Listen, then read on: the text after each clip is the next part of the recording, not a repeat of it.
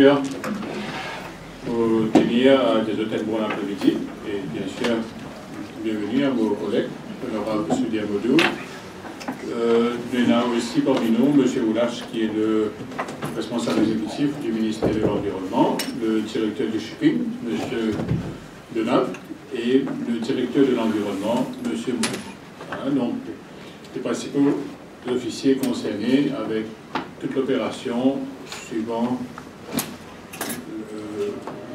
le navire Wakashio qui finit échoué sur les récifs de Point d'Esprit. Pour un petit rappel tout simplement, un petit rappel parce que nous finissons au niveau du ministère de l'Environnement en collaboration avec le ministère Shipping. Nous, depuis l'événement du samedi dernier, nous avons sorti depuis quelque temps là, nous avons daily basis, nous avons un rapport à l'intention du gouvernement de la presse pour surtout informer la population de tout le progrès que nous sommes capables d'accomplir jusqu'à présent, suivant l'événement du 25 juillet. Mais quand même, à titre de rappel, Yvon qui nous rappelle, ce bateau-là, il quitte la Chine pour le Brésil, et ce dernier port d'arrêt, c'était Singapour. Donc, selon l'information, donc, il n'y a aucune marchandise telle qu'elle sur le vraquier, et il y a environ 50 membres d'équipage à bord.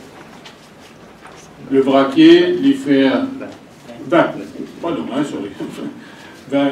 membres d'équipage.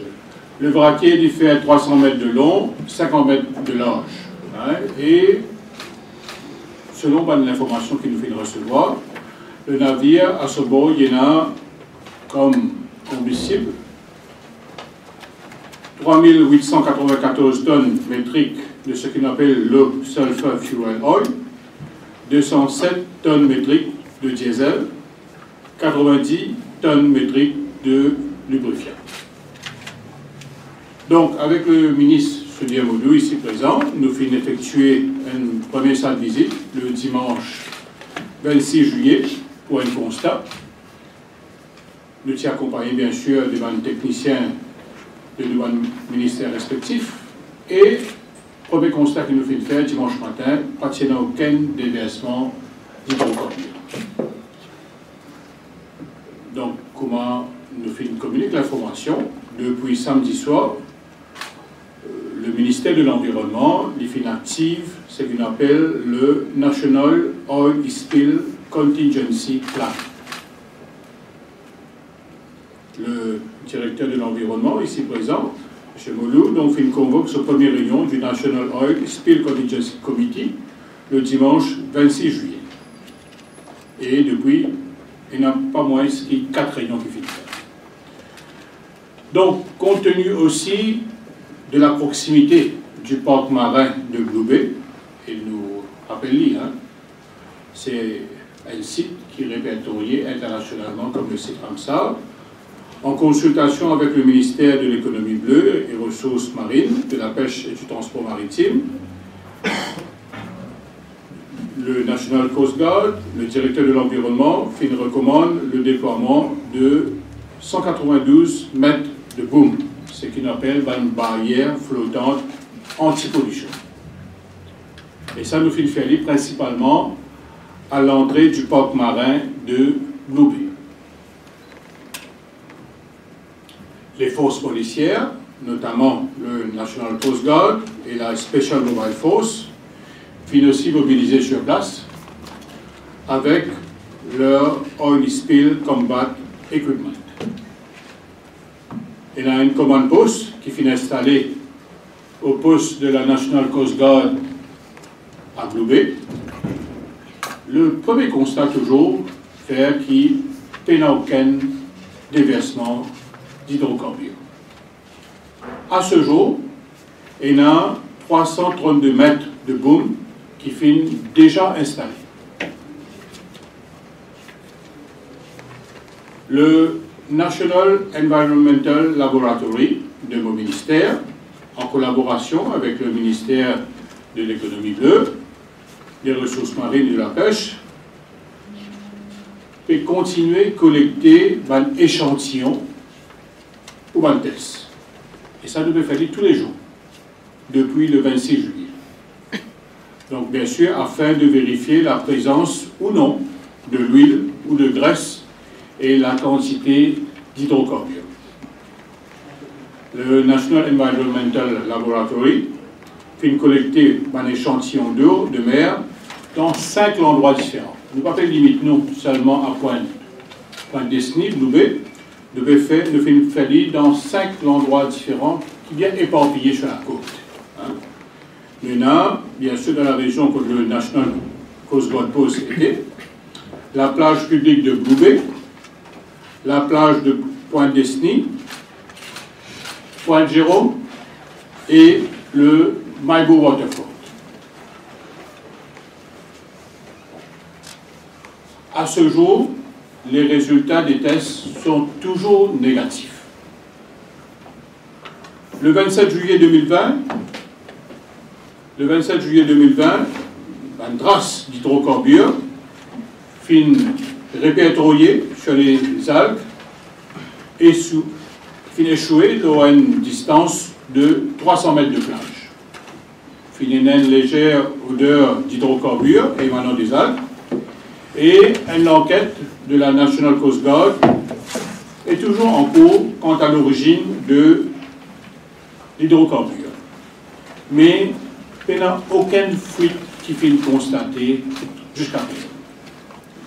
Mais quand même, le capitaine du bateau a été aussi sollicité pour qu'il n'y ait aucun pompage de la salle de machine ne soit déversé dans la mer. Donc, le 27 juillet 2020, à 21h, la SMF procède au nettoyage de la plage sous la supervision du ministère de l'Environnement. Donc, aussi, nous tenions à mentionner, donc, une visite conjointe menée par mon ministère le 29 juillet pour identifier une zone sensible. Nous faisons bien sûr conjointement avec le ministère de l'économie bleue. Nous identifions une zone sensible, notamment Blue Bay, Point Destiny. Et par conséquent, bien sûr, décider un site qui mérite une protection spéciale, notamment avec le placement des bambous pour protéger un site tel que Point Destiny. Comme on expliqué, c'est le Ramsar Site, et la île aux Aigrettes, Nature Reserve, Grand Port Fishing Reserves, le Barachois et les Manqués. Nous tenions à souligner aussi, et il y a les autres organisations qui viennent participer, il y a National Coast Guard, et Special Mobile Force, bien sûr, Albion Fisheries Research Center, Mauritius Oceanography Institute, National Parks and Conservation Service, Polyeco SA et Mauritian Wildlife Foundation. Nous finissons conclure qu'il pas moins que 800 mètres de boom pour nécessaire afin pour qu'il nous capable de protéger le Ramsar Site.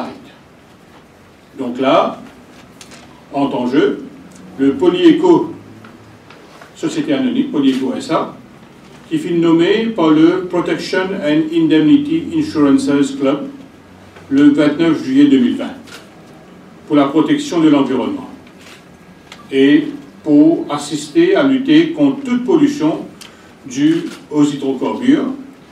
Et donc à partir d'aujourd'hui, vendredi 31 juillet, et ça peut faire toujours en collaboration avec le National Coast Guard et la Special Mobile Force. Le FIN aussi sollicite l'aide de Polyeco pour un test plus poussé concernant l'analyse de polyaromatiques, hydrocarbons et de métaux lourds dans l'eau de mer. D'ailleurs, Polyeco SA déjà commence le déploiement de 500 mètres de boom devant le bateau. Mon ministère, en ligne avec le National Oil Spill Contingency Plan, fin aussi prend contact avec les autorités de l'île de la Réunion à travers l'ambassade de France pour l'aide possible selon le plan Polmar, pollution marine. Et ça nous pour attirer en temps et lieu. Scénario fait si on n'a aucune raison de faire nous va pour faire scénario fait mais quand même le contact a été déjà pris avec l'île de la Réunion et d'ailleurs nous bien reconnaissants vis-à-vis de l'ambassadeur, son Excellence, M. Emmanuel Corée, qui téléphone nous personnellement pour offrir l'aide de la France. Il est à préciser que ça va être là pour faire dans l'éventualité d'un déversement majeur, parce qu'il y a un protocole qui nous est toujours capable de respecter, et ça, plan-là, il faut activer seulement si nous atteignons ce protocole-là. Là, par exemple, vous tenez à Sitli, dans l'éventualité d'un déversement majeur d'ordre de plus de 10 tonnes métriques. Deuxième étape, c'est 10 à 100 tonnes métriques, et troisième étape, plus de 100 tonnes métriques.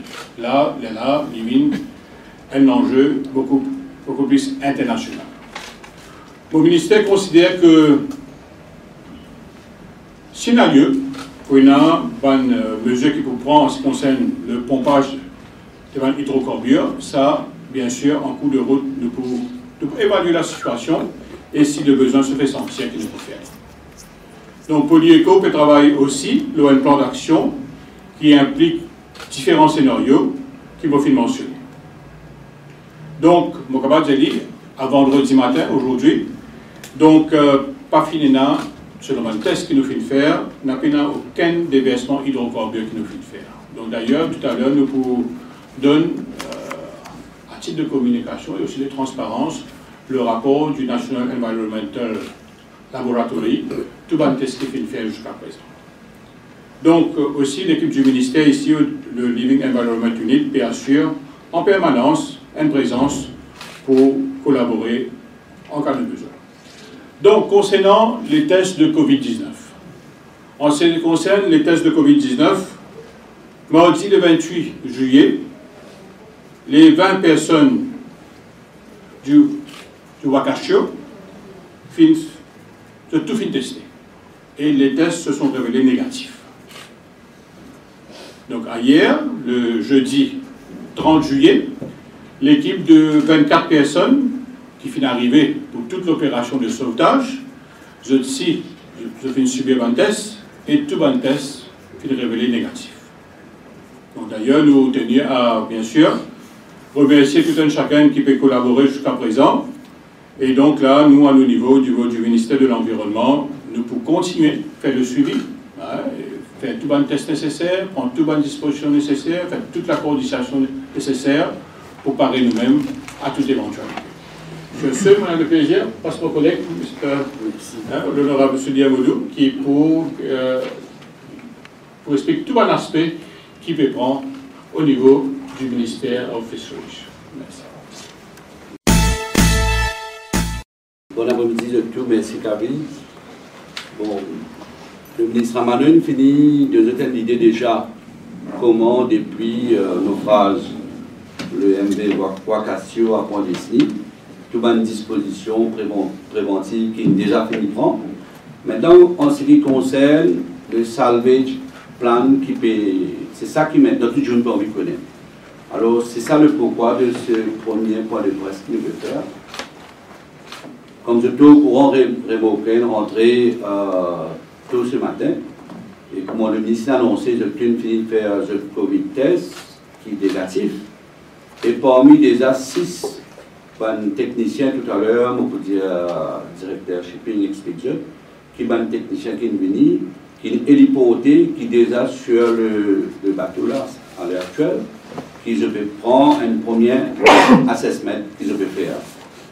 À cet instant, nous n'avons aucun rapport préliminaire. Dès qu'il nous faut gagner, bien sûr, nous pouvons communiquer avec la presse.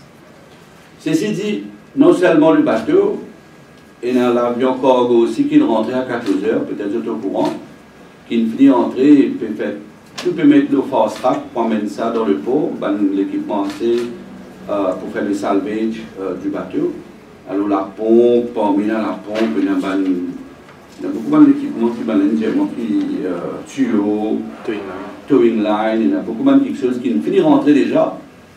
Et c'est ça, c'est très important, déjà, la manœuvre finit commencer. Comme la loi permettait le Merchant Shipping Act de 2007, il donne le pouvoir, le directeur du shipping, pour superviser sa salvage. Là. Toute l'opération, c'est sous sa supervision qu'il peut faire.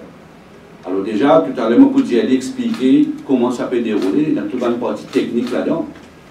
Et là, moi, surtout, comme on peut dire, pour nous, c'est que le tug est déjà là. Il y a deux tugs qui déjà qui finissent sortir, une sortie laine, c'est ce qu'on apprend. Il y a une sortie Sud-Afrique avec l'équipement. Ce qui est important, c'est que dans la presse, pour une raison, je comprends si je prends l'information, je viens contrôler l'information pour ne pas créer psychose dans le public. C'est ça qui nous fait. C'est le rôle de la presse, de communiquer ce qui est vrai. Alors, ce qui me dire, commencement, il y a quelque chose de psychosé qui a une cité pour faire sensation. Boscali, c'est que le directeur de transport maritime signe quelconque contrat. Ce n'est pas vrai. Normalement, le salvage agreement ici entre le propriétaire, l'assureur, et puis, alors qu'est-ce qu'il y a encore, l'assureur, et puis la compagnie, le Smith Salvage Company qui vous fait l'opération, Okio Maritime Corp, le propriétaire, et puis l'assurance, c'est ça. C'est maintenant qui fait tout ça là. Et tout ça, l'équipement, avion, tout ça, c'est toujours maintenant qui occupe de tout ça. Nos rôles là-dedans, c'est surveiller les directeurs qu'il a, les pour surveiller que tout s'est fait dans tout règlement d'après qui prescrit dans la loi. Alors, c'est ça qui me dit, pas fait aucune affaire que nous impliqués là-dedans. Et comment le ministre expliquait, aucune petite trace de l'huile, tout ça finit éliminé, non, il y a pour paniquer. Et qu'aussi, il y a une même algère qui pas fait une fête Covid-test avec du monde qui est venu ce matin, or s'il faut, il ne faudrait pas que la presse rentre dans sa côté-là. Maintenant qu'il dit que l'opération peut commencer, à nous communiquer ce qui vise avec le public. Parce que le gouvernement, c'est nos rôles là, nous dans la loi, tout sera fait d'après la loi. Alors là, comme on dit, ça c'est le contrat, rien faire avec Boscali, ça c'est la loi, et bien sûr les directeurs pour veiller à tout ce qui s'est fait. Non seulement ça, nous prenons aussi, là c'est le premier, ben là vous faites un constat, dès que le constat pour finir, je vous prendre un plan, le plan pour retirer ça bateau là. Et là, comment tout le plan, tout ça là, vient être approuvé par les directeurs pour veiller que tout peut faire pour ne pas mettre en danger qu'il y ait fuite de l'huile ou quoi que ce soit pour l'environnement. C'est vrai qu'il nous prend le ministère de l'Environnement, surtout, on connaît, nous prend le débat tous les jours, le ministre peut communiquer, il peut veiller parce que surtout il y a le parc marin, et comment il peut affecter tout le monde dans les environs. Il peut veiller, il peut prendre toute précaution, même dans l'île qui est à côté là, les écoles qui est à côté, et il peut veiller, tout le monde. Moi, là, on remercie déjà le SMF qui est déjà là, comment ça s'appelle, le Coast Guard qui est déjà là, le ministère, un officier moi, et aussi tout le monde déjà, et déjà un officier que moi, on peut faire un plongée déjà. Et je peux prendre tout un rapport, comment je peux capable de faire jusqu'à l'opération pour terminer. Ceci dit, non seulement ça, je peux une rencontre avec un pêcheur lundi, je connais, je peux affecter ou comment je connais comment ça a été. Je vous un autre lundi pour ajouter l'écoute aussi. Et bien sûr, éventuellement, le comité qui peut faire, par le député directeur du shipping, qui peut faire, aussi nous instituer des préliminaires inquiry, ça a aussi prescrit dans la loi. Nous avons fini d'instituer ce comité-là, et ça, c'est le député directeur qui peut lire ça. Et bien sûr, il peut donner son rapport, et bien sûr, pour avoir une réclamation, par exemple, maintenant, donc, je te rappelle, un Benita a l'obtenu une réclamation de 42 millions. Alors, comme tout à l'heure, je peux causer avec Kavi, je dis, je me petit peu sa question là, d'abord. Alors, 42 millions qui sont payés pour payer à tous les partis qui sont dans l'opération, même le pêcheur aussi. Alors, tout ça peut prendre en compte, tout c'est fait dans le nombre, rien paniqué à ce moment. Alors, moi, pour dire directeur, si tu es capable, maintenant, je tout envie de connaître comment normalement une opération, comment faire ça. Alors lui c'est le technicien, mais pour passer la parole. Et encore une fois, l'appel qu'il m'a fait, nous écrire ce qu'il veut, ce qu'il besoin écrire, ne pas faire sensation pour créer la panique dans la population. Nous, si par exemple, nous là, le gouvernement là, et le ministère de l'Environnement, mon ministère, le gouvernement, tout le monde concerné avec ça. Et prenons comment les autres l'enquête aussi, comment, après nous pour aider, comment le bateau, déjà, ça vous êtes au courant que la police aussi peut faire l'enquête. Au propre officier de la NCG, comment se fait-il un bateau que c'était aussi près et pas être ici détecté, il attend jusqu'à qu'il finisse aussi. Alors tout cela peut faire, mais nous ne pas les dire non, tant qu'il fait l'enquête, nous ne pas gagner aucun renseignement dans l'enquête. Et ça peut venir en temps et lieu. Mais déjà, je fais un appel avec eux tout, et je passe les directeurs de shipping, qui sont capables de nous pris en renseignement. Et après, il a posé des questions, il a expliqué toute l'opération. Il fallait signer. À aucun moment, l'État mauricien n'était impliqué dedans. À aucun moment, quand ça a rapporté dans la presse, directeur c'est moi j'ai signé, ou Boscalis. Le Standard Form of Salvage, ce sont des formes réétablies dans la marine. Ce n'est pas au moment où le bateau va aller sur les récifs qu'il va négocier un contrat. Les contrats sont préétablis et c'est signé. C'est été signé par Ocario Maritime et Smith Salvage et ça a été signé à Singapour. Sans ça, on ne peut rien faire. On a le propriétaire du bateau, nous avons le salvage et plus important, l'assureur. Si vous voyez que les remorqueurs sont arrivés hier et qui vont arriver le 3 et le 10, si vous voyez qu'un avion a décollé de Johannesburg avec les équipements, somebody behind must pay. C'est l'assureur qui paye. Sans ça, personne ne peut rien faire. Il n'y a pas d'opération, il n'y a personne pour payer les frais. Okay? Donc, on a déjà montré, le Lloyd of Performance Service a été déjà signé. Quand on a eu l'information samedi soir, dimanche matin à 8h, on s'est réunis pour commencer à travailler à la préparation de l'opération.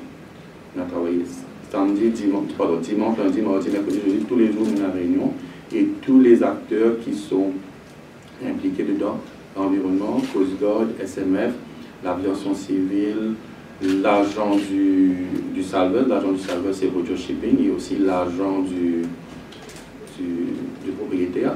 Il y a l'agent du PNI Club, dans la marine c'est Protection and Indemnity, ce sont des mutuelles. L'agent du Japan PNI Club c'est Indo-Oceanic Services, le monsieur qui tient les cordons de la bourse. Right? Et puis tous les autres partenaires qui sont Polyeco a été nommé. Il faut penser que Polyeco is the environmental arm de Smith Salvage. Je vais vous lire juste ce qui a été écrit dans le contrat du salvage deuxième, environmental protection. While performing the salvage services, the contractors will also use their best endeavors to prevent or minimize damage to the environment. Il a un devoir de prevent or minimize damage to the environment. C'est une obligation pour lui et c'est pourquoi ils ont nommé Polyeco comme the environmental arm of salvage. Donc toutes ces personnes qui sont là, on travaille pour la préparation de l'assessment qui doit être fait. On ne peut rien faire si on ne sait pas qu'est-ce que le bateau a eu comme dommage. Right? Donc ce matin, on a, c'était 6 heures, avant 6 heures, on a eu l'autorisation du PMO très tôt de airlift les 6 personnes sur le bateau. Celui qui a été lift en premier, il s'appelle capitaine Les Tesmore. Il est ce qu'on appelle Special Casualty Representative. Le Special Casualty Representative est la personne qui est nommée par l'assureur. Il est là pour superviser toutes les opérations de salvage. Il est là pour s'assurer que tout ce qu'il y a dans le contrat soit respecté. Et il aussi s'assurer que le travail est fait à des diligent pace. Et ça veut pas qu'à lundi, quand on travaille mardi à la mer, jeudi à manger dans le restaurant, vendredi retourner, tout ça c'est pas possible. Il faut qu'il travaille sur le contrat et c'est lui le responsable de s'assurer de ça. On a M. Vincent Koenig, qui est le salvage engineer, M. Snip Johannes, qui est le salvage superintendent. On a le Gerhard Vandelberg, qui est le salvage master, pion très important. On a M. Van Hen, qui est le rigger, et on a M. Maria Omer, qui est le health and safety, qui s'occupe de tout ce qui est prévention d'accidents. Vous allez savoir que sur ces bateaux-là, on peut très facilement se blesser ou se tuer dans une opération de salvage. Donc, hier, quand le remorqueur est arrivé, tout le monde a été testé et ils sont COVID négatifs.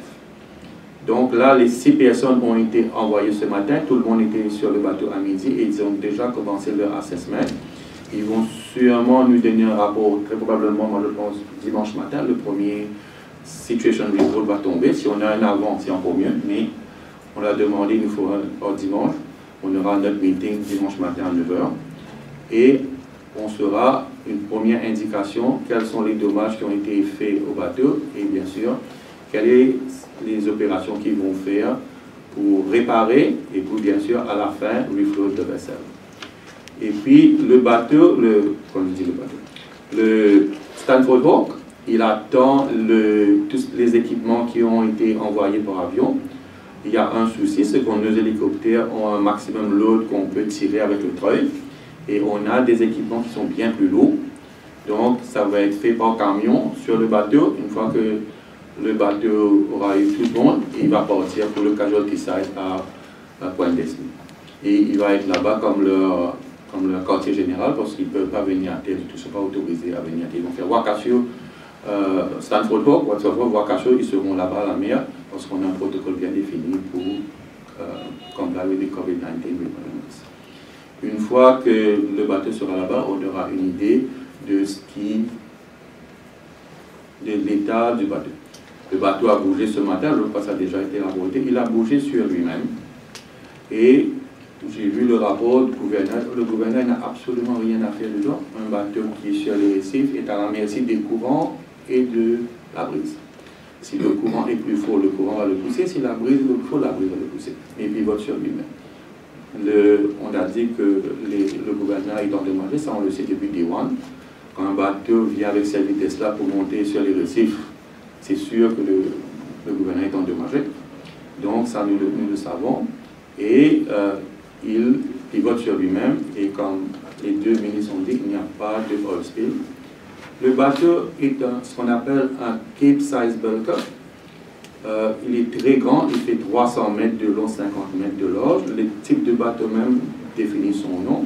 Cape Size veut dire qu'il ne peut pas passer dans le canal du Suez et ne peut pas passer dans le canal de Panama. Il est obligé de faire le Cap, c'est-à-dire le Cap Horn ou le Cape of Good Hope pour aller dans les pays qui montent. Okay, ce sont de très très gros bateaux et il n'a pas de combustible devant du tout. Il n'a que des ballasts à haute mer et tout le combustible est à la machine. Donc, une des priorités des salveurs va être de garder l'intégrité de la machine parce que le fuel est là-bas et on ne veut pas que le fuel tombe dans la mer. Nous avons 2 remorqueurs qui arrivent, le AHS Summit, AHS veut dire Anchor Handling Tug. Le Summit arrive ou le 3 ou le 4 et lui aussi, son équipage n'a pas encore fait de test de Covid. Tout ça a déjà été préparé pour eux. Une fois qu'ils sont arrivés là, c'est la même procédure pour le Stanford. Ils vont arriver, nos collègues de la santé, ils vont à bord faire le test. Une fois qu'on a le résultat, le bateau sera autorisé à aller là-bas. Bien sûr, il y a l'autorisation du PMO aux cross-borders, ça veut dire que les borders sont fermés. Donc il faut cross-borders, il faut l'immigration, il faut la santé et il faut la sécurité pour construire. L'autre qui arrive pour le 10 ou le 11, c'est le HS Expedition. Lui aussi, il fera les mêmes procédures.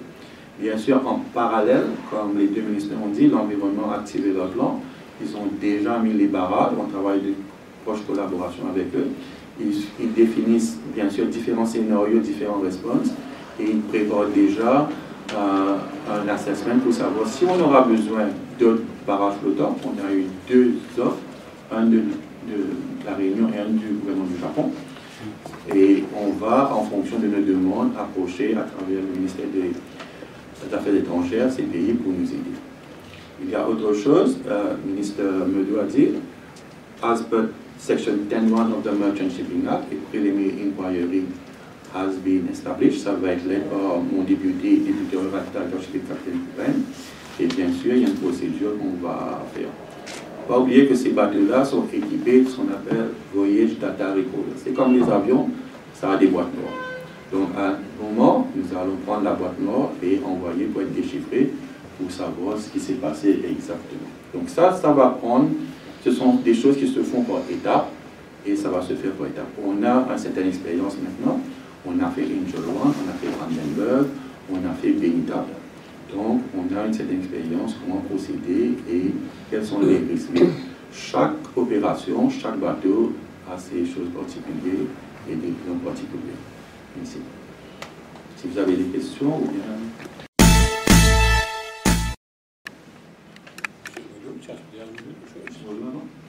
Non, ça va. Vous avez tout dit. On a dit que cette partie de Maurissa, c'est bien fréquenté par les gros bateaux. À quelle distance qu'ils passent? Parce que là, généralement, on est rentré dans les eaux territoriaux. Ils sont rentrés, ils passent à quelle distance? Écoutez, ça dépend de ce que le capitaine. Dans les eaux territoriales, on a ce qu'on appelle innocent passage. Tout dépend du capitaine. Moi, si j'étais le capitaine, j'aurais passé 10-12 minutes.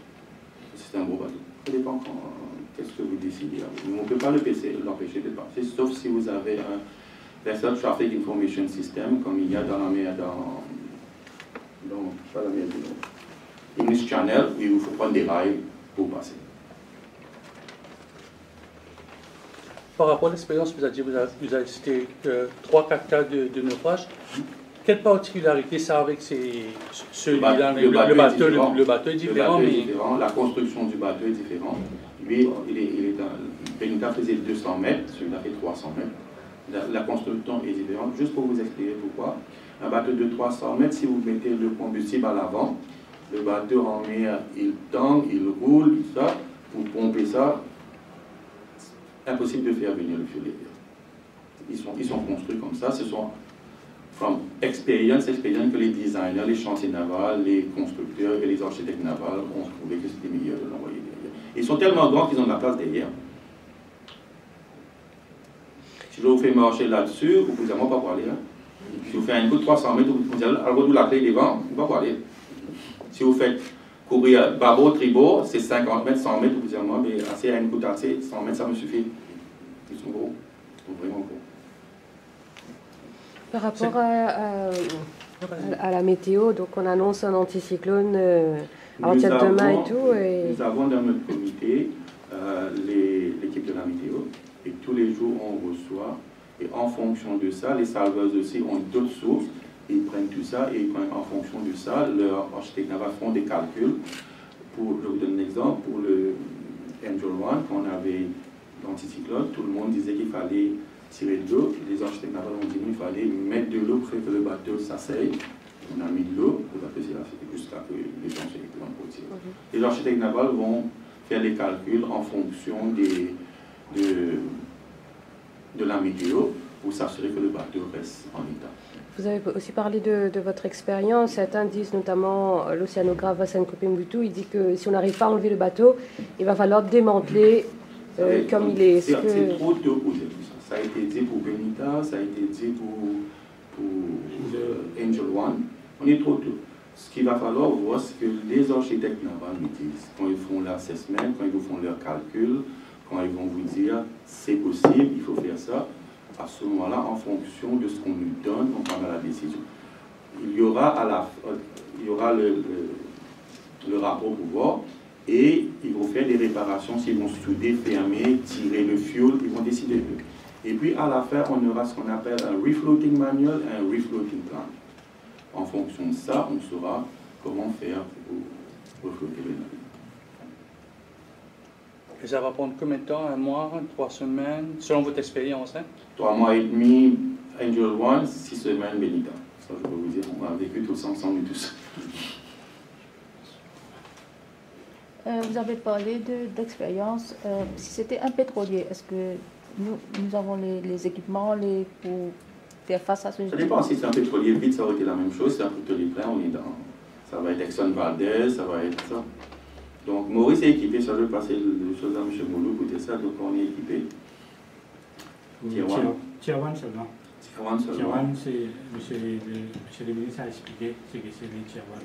Moi, ce que je voudrais ajouter, peut-être on n'a pas dit ça, il y a un expert qui s'appelle M. Alex Hunt, qui a été nommé par le International Tanker Federation. Il attend sa nomination et il viendra épauler l'Environmental Arm et le ministère de l'Environnement.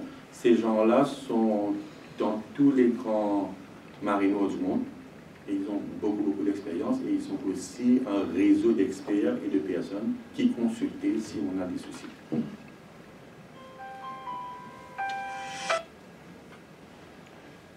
Est-ce que vous pensez que dans ce cas précis, il fallait, ou pour prévenir d'accidents de ce genre, peut-être renforcer les lois mauriciennes et d'empêcher des bateaux de venir après? Tout ça sera dans les recommandations du Preliminary Inquiry. Eux, ils vont voir. Et le but du Preliminary Inquiry is to make recommendations to ensure that this accident doesn't repeat itself.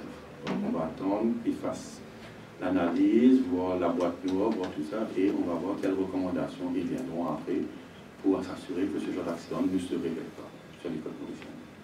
Okay. Mais est-ce que c'est un peu un os? Il y a eu un naufrage en 1902, on a eu Benita, on a eu Vakasso. Est-ce que cette partie-là, il y a des convergences de courant, il y a des batailles, quelque chose comme ça? On sait que quand vous naviguez, la côte Est et Sud-Est n'est pas un endroit pour aller se réfugier si vous avez une panne avec votre bateau. Il vaut mieux aller sur la côte Ouest, parce que c'est de l'autre côté. Mais quelquefois, avec les éléments, vous pouvez rien faire. Les éléments sont plus gros que vous et il faut que vous ayez peut-être lui à ce moment-là, avoir une assistance d'un remorqueur pour le tirer s'il était en panne. Mais on n'a pas eu de communication pour nous dire qu'ils avaient une panne, quelque chose comme ça jusqu'à là.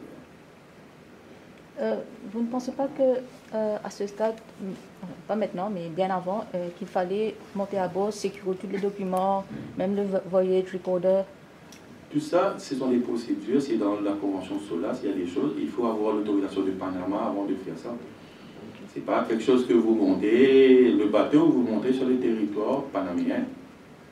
On n'est pas sur le territoire mauricien, même s'il est dans nos territoires. Il y a des procédures, on a l'habitude de ça, on l'a déjà fait, et on va avoir accès à tout ça. Les documents, on a déjà, le capitaine a déjà envoyé une partie des documents.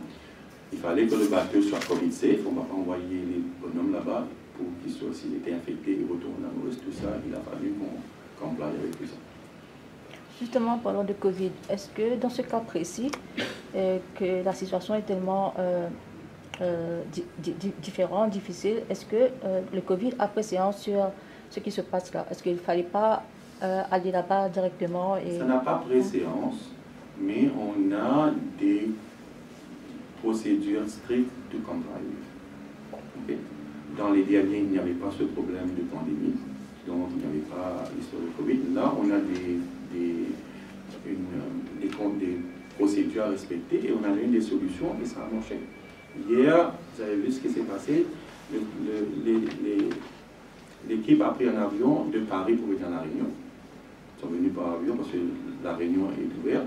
Ils ont pris le bateau à La Réunion, ils sont venus ici, on les a testés, il est parti. Parce que nos frontières sont toujours fermées. Une question peut-être pour Monsieur le ministre ou le directeur de l'environnement. Il y a des photos qui circulent sur le net et qui montrent des genres de traces blanches, une espèce de mort blanc autour du bateau. Donc, vous êtes au courant, c'est quoi? Parce qu'on a posté des photos et on s'interroge. Nous, pour tenir à dire, si nous, chez nous, avons une information, nous avons l'information fiable. Et aussi, pour penser, c'est que nous pouvons faire une lead de façon transparente et aussi nous pouvons faire de façon objective surtout. Donc, l'objectivité pour nous, c'est vient par rapport avec toute une analyse que nous pouvons faire à travers le National Environmental Laboratory.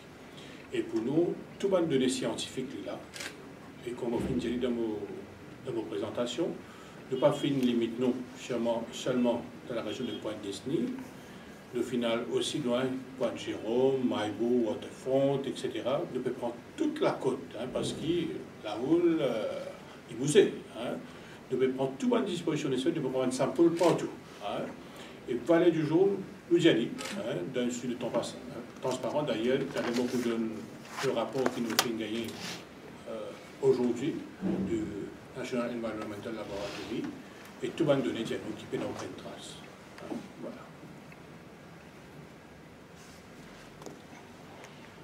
Voilà. Est-ce que, concernant les équipements de la NCG, je ne sais pas à qui on peut adresser cette question, est-ce que vous pensez qu'il faut renforcer les équipements et mettre des équipements un peu plus high-tech, ou c'est suffisant comme équipement?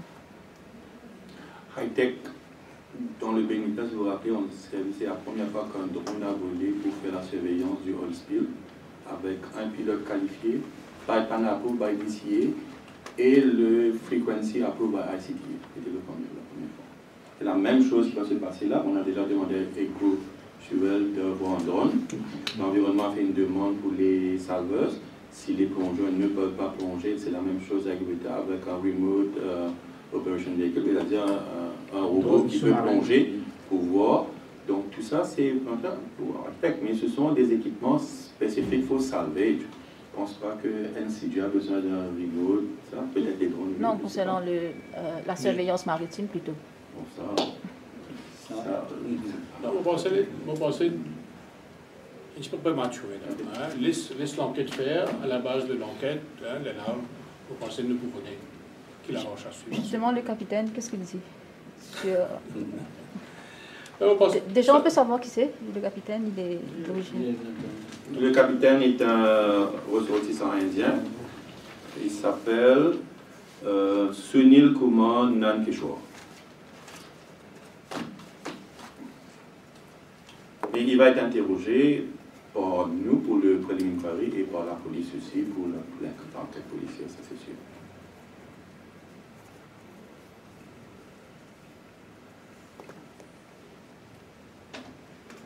C'est bon? Très bien. Ben, merci bien. Merci bien pour votre présence, pour votre collaboration.